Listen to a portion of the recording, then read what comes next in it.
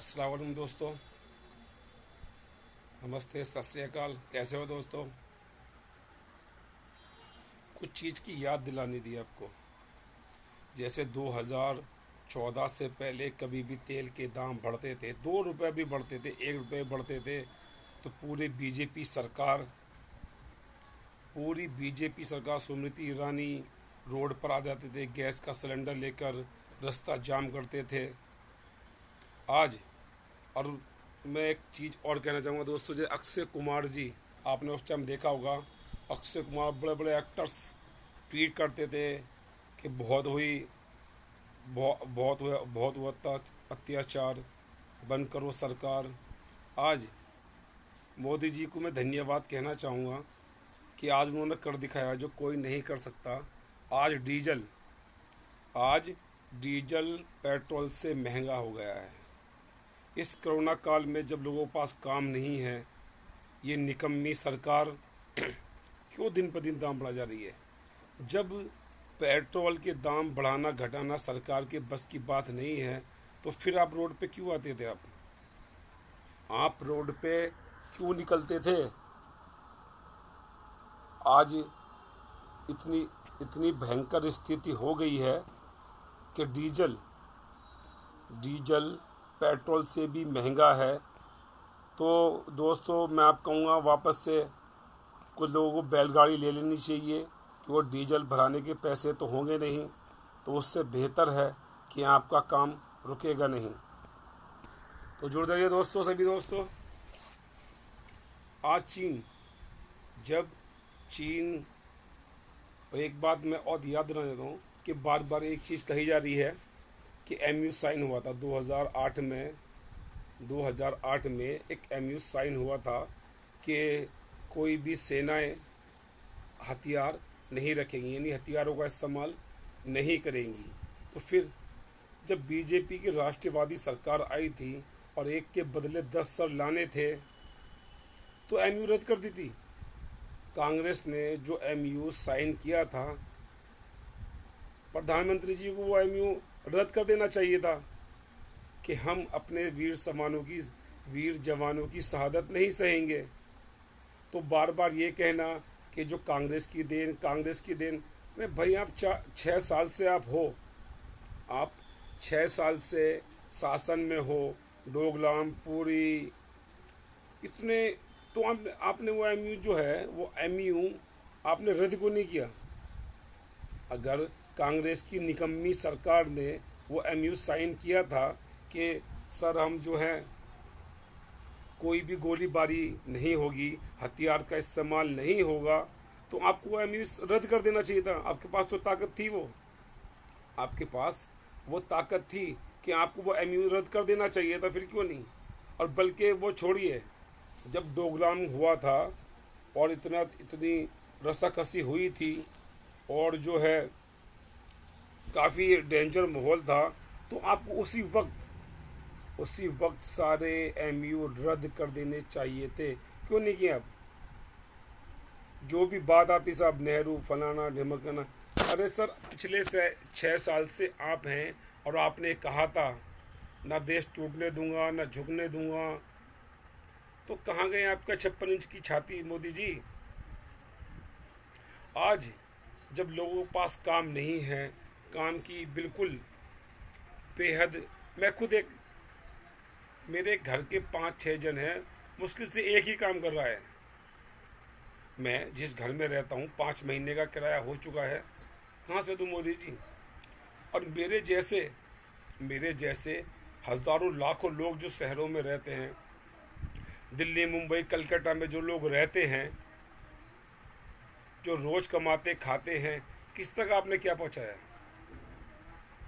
मैं जानता हूँ ये सब क्यों हो रहा है तो मोदी जी, क्योंकि आपने कोरोना काल में 20 लाख करोड़ का जो जुमला आपने दिया था, उसको आप कुछ ना कुछ तो ध्यान भटकाना था मोदी जी।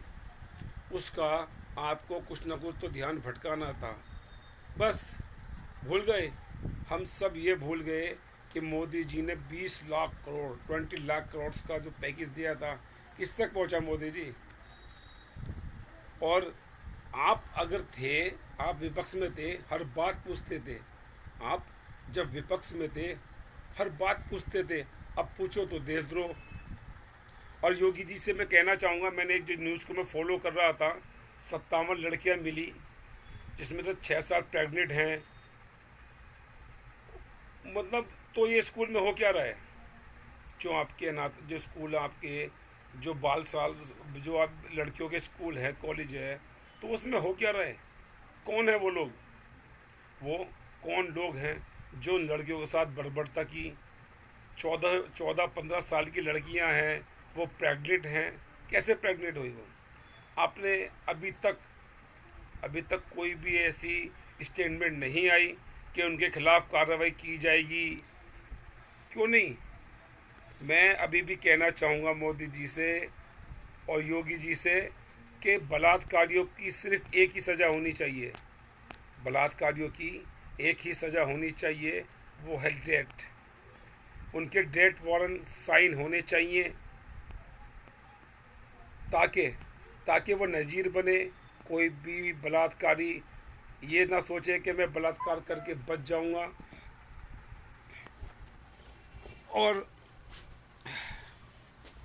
और स्मृति ईरानी जी, कुछ भी होता था तो मनमोहन सिंह जी को चूड़ियाँ भेजती थी। तो आज क्या हुआ स्मृति ईरानी जी? मोदी जी को कोट चूड़ियाँ आप कब भेज रही हो? मोदी जी को चूड़ियाँ कब भेज रही हो? तो और मैं फिर से एक बार उन वीर जवानों को श्रद्धांजलि, I salute you my Indian army, मैं उन्हें सल्यूट करता हूँ। और उनकी वो इतने काबिल हैं कि आज हम विश्व गुरु बनने जा रहे हैं। हमारी आर्मी आज भी इतनी मजबूत और सक्षम है कि अच्छों को वो धूल चटा सकती है। लेकिन कल अगर कुछ होता था तो कहते थे दिल्ली सरकार की कमजोरी है। तो मोदी जी वो 56 इंच का सीना हमें भी दिखा दीजिए। वो 56 इंच का सीना हमें भी दिखा दीजिए। कल अगर पेट्रोल डीजल के दाम बढ़ते थे तो सारी बीजेपी पार्टी निकल के बाहर आ जाती थी और रोड जाम कर देते थे। आज मैं भी एक न्यूज़ पर देख रहा था, रविशंकर प्रसाद जी बोल रहे हैं कि इनसे हमारा क्या लेना देना।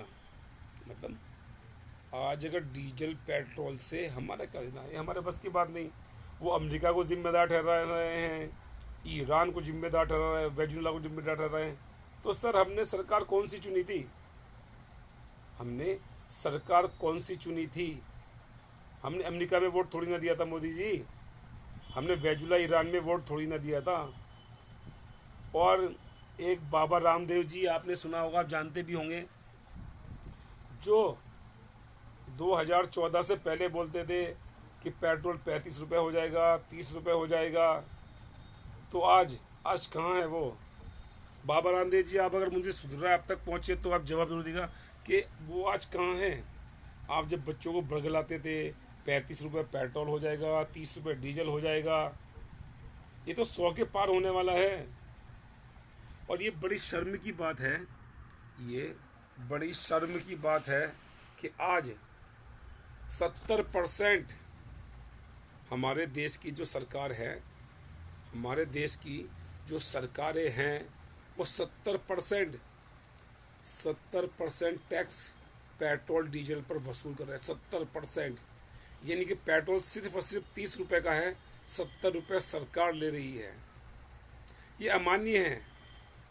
मोदी जी, हमें आपसे ऐसी उम्मीद बिल्कुल भी नहीं थी। हमने सोचा था अच्छे दिन आएंगे, हमारे बच्चे पढ़ लिख कर किसी नौकरी करेंगे, अच्छी नौकरी करेंगे, गवर्नमेंट जॉब ना हो तो प्राइवेट जॉब करेंगे, लेकिन अच्छे पढ़े लिखे एजुकेटेड होंगे। लेकिन कैसे पढ़ाएं? और एक बात और मैं केजरीवाल जी को लेना चाहूँगा। सर, बहुत से लोगों पर फ़ोन कॉल्स आ रहे हैं, मैं अरविंद केजरीवाल जी से भी कहना चाहूँगा, अरविंद केजरीवाल जी से भी कहना चाहूँगा, जब 4 महीने पढ़ाई नहीं हुई है और काम नहीं हुआ है तो स्कूल प्रबंधक उनको नोटिस क्यों भेज रहे हैं? उनको वो मतलब बच्चों के माता पिताओं को, उनके परिवार वालों को नोटिस क्यों भेज रहे हैं? कह रहे हैं आपका बच्चे का भविष्य अधर में लटका देंगे, हम टीसी नहीं देंगे, हम टीसी नहीं देंगे। तो दोस्तों, अरविंद केजरीवाल जी और मनीष सिसोदिया जी, आपने कहा था कि लॉकडाउन में किसी भी स्कूल को जब पढ़ाई हुई नहीं है तो फीस भी नहीं देनी है, तो फिर उन पर क्यों आ रहा है? उन माता पिताओं के घर पर क्यों क्यों नोटिस भेजा जा रहा है, उनसे दबाव बनाया जा रहा है कि आप हमें फीस दीजिए? मैं मानता हूँ दिल्ली गवर्नमेंट की एक चीज़ मैं तारीफ़ करना चाहूँगा कि वाकई लॉकडाउन के टाइम उन्होंने, जैसे हमारे काफ़ी एरिया में खाना बांटा गया, राशन बांटा गया, बहुत से ऐसे काम भी हुए हैं, बिजली का बिल अभी तक नहीं आया है लोगों का। तो अरविंद केजरीवाल जी, बहुत से जो आपने अच्छे काम किए हैं, मैं उससे प्रभावित भी हूँ और मैं इसकी आपकी प्रशंसा भी करता हूँ।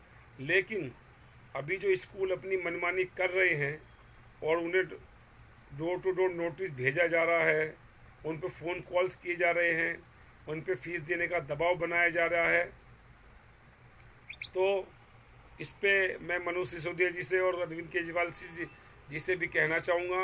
और आज जो दाम बढ़े हुए हैं दिल्ली के अंदर, उसमें एक हिस्सा स्टेट गवर्नमेंट को भी जाता है।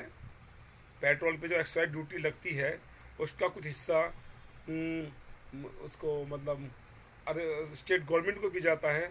तो मैं अरविंद केजरीवाल जी से भी कहना चाहूँगा, आप भी अपना थोड़ा सा हिस्सा घटाइए ताकि पेट्रोल डीजल के दाम कुछ कम हो सके।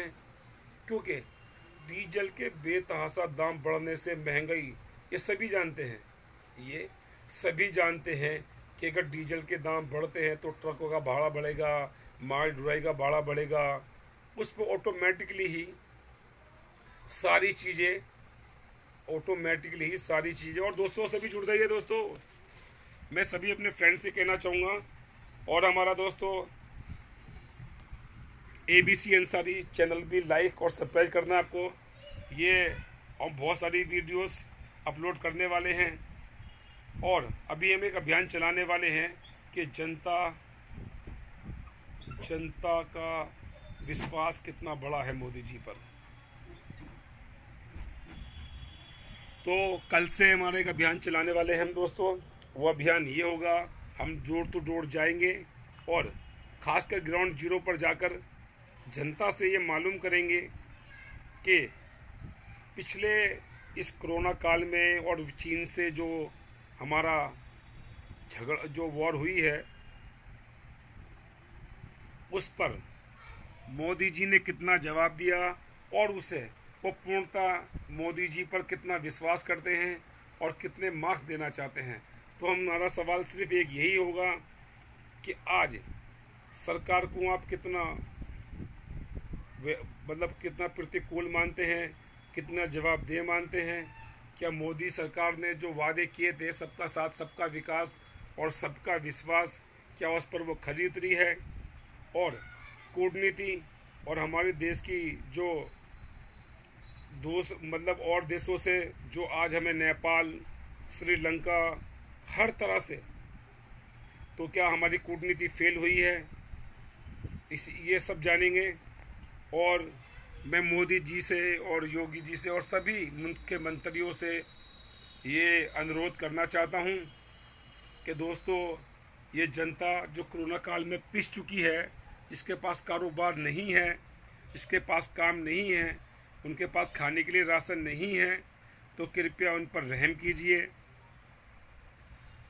पेट्रोल डीजल के दाम की मैं भर्त्सना करता हूँ और सभी गवर्नमेंट से मैं कहना चाहूँगा कि कृपया करके इनके दाम घटाइए, ताकि अभी जो थोड़ा सा लॉक 1 खुला है, अनलॉक जो पूरे देश में स्टार्ट हुआ है, लोग धीरे धीरे अपने घरों से निकल रहे हैं ताकि अपने काम पे जाएं और अपने परिवार का वो पालन पोषण ठीक से कर सके। इसी के साथ जय हिंद, वंदे मातरम।